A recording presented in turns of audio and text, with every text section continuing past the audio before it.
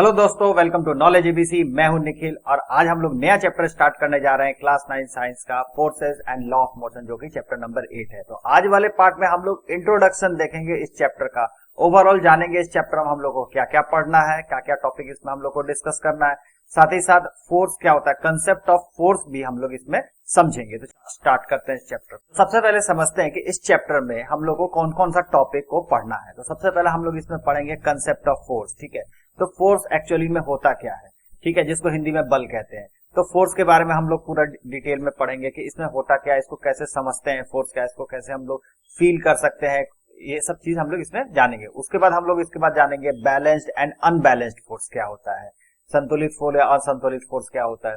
ठीक है, इस तरह का चीज हम लोग इसमें पढ़ेंगे। उसके बाद हम लोग इसमें जानते हैं 3 लॉज ऑफ मोशन होता है, न्यूटन्स के जो न्यूटन्स इसमें आते हैं, और 3 लॉज ऑफ मोशन है जो कि फेमस है, Newton first law of motion, Newton second law of motion, Newton third law of motion. ये तीनों लॉ भी हम लोग इसमें पढ़ेंगे। उसके साथ साथ इसमें इनर्शिया का कंसेप्ट पढ़ेंगे, इनर्शिया और मास कैसे आपस में रिलेट करते हैं वो चीज हम लोग इसमें जानेंगे। साथ साथ इसमें कंसेप्ट ऑफ मोमेंटम, ठीक है, किसी भी मूविंग बॉडी में मोमेंटम होता है। अगर वो बॉडी मूव कर रही है, भले वो स्ट्रेट लाइन में हो या सर्कुलर पाथ में, किसी भी पाथ में अगर मूव कर रही है और उसमें मास है तो उसमें एक मोमेंटम होगा। तो कंसेप्ट ऑफ मोमेंटम को हम लोग समझेंगे कितना इंपॉर्टेंट हो जाता है इसमें। उसके बाद जो सेकंड लॉ ऑफ जो मोशन होगा, Newton second law of motion, तो उसमें हम लोग फोर्स का फॉर्मूला निकालेंगे, को डिराइव करेंगे। तो उसमें हम लोग समझेंगे कि कैसे किसी ऑब्जेक्ट में फोर्स लग रहा है तो उसमें उसकी वेलोसिटी कुछ है, उसका मास कुछ है, तो उसकी कितनी वेलोसिटी चेंज, उसमें एक्सेलरेशन क्या है, उस हिसाब से हम लोग उसमें जो फॉर्मूला आएगा तो उसको हम लोग डिराइव भी करेंगे और उसको निकालेंगे कि फोर्स कितना लग रहा है उस ऑब्जेक्ट में। तो ये सब चीज हम लोग को इसमें जानने को मिलेगा। और उसका लास्ट में हम लोग कंजर्वेशन ऑफ मोमेंटम को भी जानेंगे।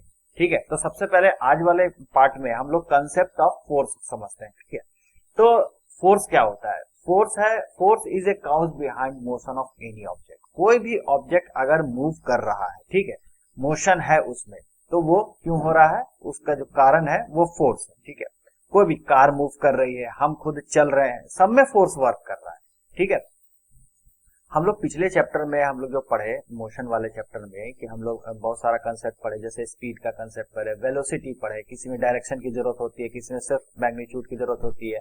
अब स्पीड हो गया, वेलोसिटी, फिर एक्सीलरेशन का कंसेप्ट समझे हम लोग पिछले वाला चैप्टर में कि change in velocity upon time करते हैं तो उससे हम लोग एक्सीलरेशन निकल जाता है। उसका यूनिफॉर्म मोशन पढ़े, फिर नॉन यूनिफॉर्म मोशन पढ़े। तो ये सारे चीजें जो मोशन हो रही है, मतलब होना हो किसी में ऑब्जेक्ट मूव तो कर ही रहा है, ये बेसिक है। ठीक है, तो ये बेसिक चीज है। तो अगर कोई ऑब्जेक्ट मूव कर रहा है तो क्या है रीजन, क्यों मूव कर रहा है, वही है रीजन फोर्स का। ठीक है, तो इसी को फोर्स कहते हैं। अगर कोई ऑब्जेक्ट किसी मूव कर रहा है, अपना पोजीशन चेंज कर रहा है विद टाइम, ठीक है, कुछ समय पे अगर अपना पोजीशन चेंज कर रहा है तो उसमें पक्की बात है उसमें कोई ना कोई फोर्स लग रही है जिसके कारण वो अपनी पोजीशन चेंज कर। तो इसका रीजन क्या है, किसी भी ऑब्जेक्ट के मूवमेंट का फोर्स है।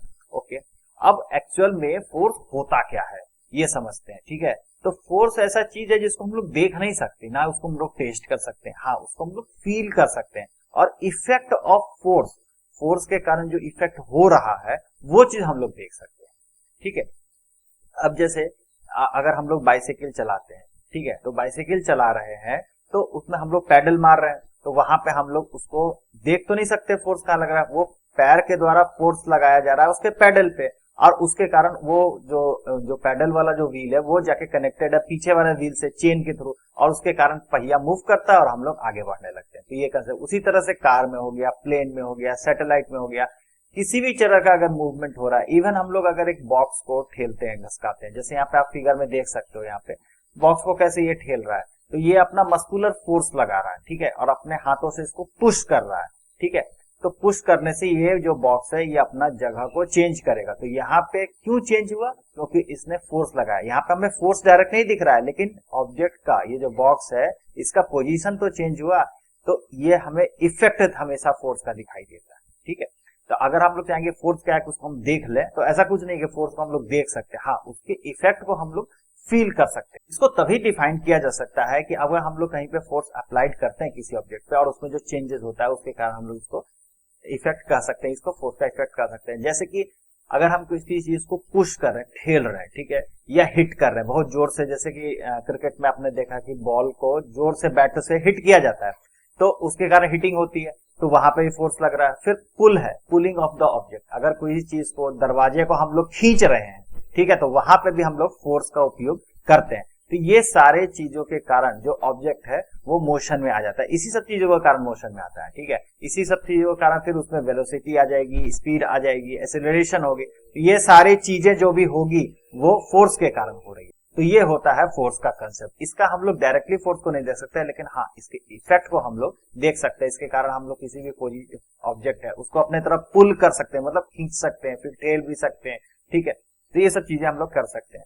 अब ये पूरा जो कंसेप्ट था फोर्स का कंसेप्ट, ये किस साइंटिस्टों ने दिया? तो ये हमारे गैलीलियो गैलीली हैं, ये आप देख सकते हैं फोटो इनकी।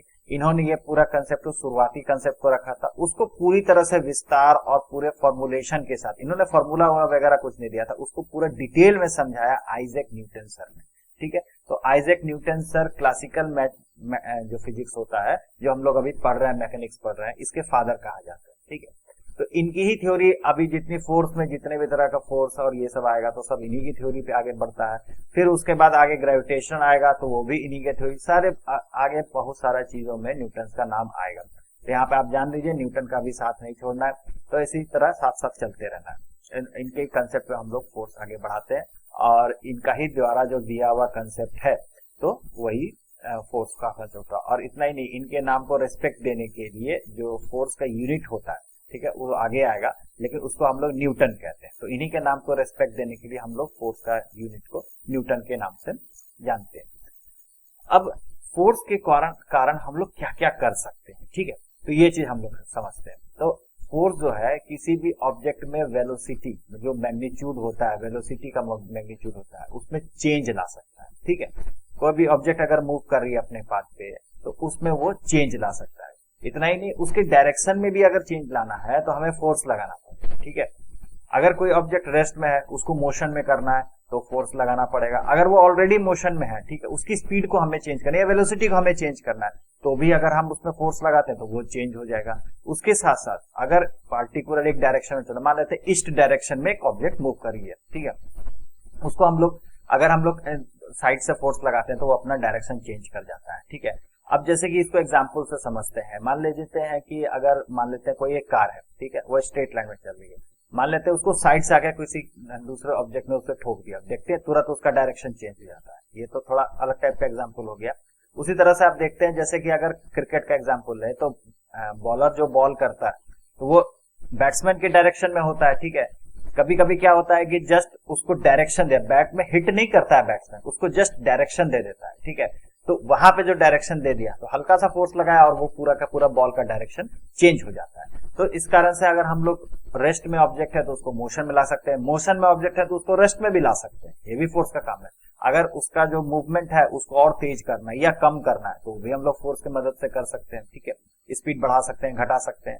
उसके साथ साथ उसका अगर मोशन का डायरेक्शन है तो उसको भी चेंज कर सकते हैं। इतना ही नहीं, इसके साथ एक काम और हो सकता है, अगर हमको किसी की ऑब्जेक्ट का शेप ही बिगाड़ना है, ठीक है, शेप ही चेंज कर देना है। जैसे कि आपके हाथ में एक बॉल है, ठीक है, अगर आप एक बॉल को लेते हैं, जो बच्चे खेलते हैं, जो लूज वाली बॉल होता है, उसको अगर आप जोर से प्रेस करते हैं, ठीक है, तो उसका शेप बिगड़ जाता है, वो स्फेरिकल तो रहता नहीं है, वो चेंज हो जाता है। इवन दूसरे तरीके से अगर बात करें, कोई एक स्टोन है, ठीक है, उस पर अगर बहुत जोर से हिट करते हैं हथौड़े से, ठीक है, तो वो एक तरह से ब्रेक डाउन ही हो जाता है, उसका शेप भी पूरा बिगड़ जाता है। तो ये सब चीजें इसमें फोर्स से हम कर सकते हैं। Thank you very much. Video आपको अच्छा लगा तो लाइक शेयर और सब्सक्राइब करना ना भूलें। इसके आगे वाला पार्ट में इस चैप्टर का पूरा डिटेल्स आते जाए।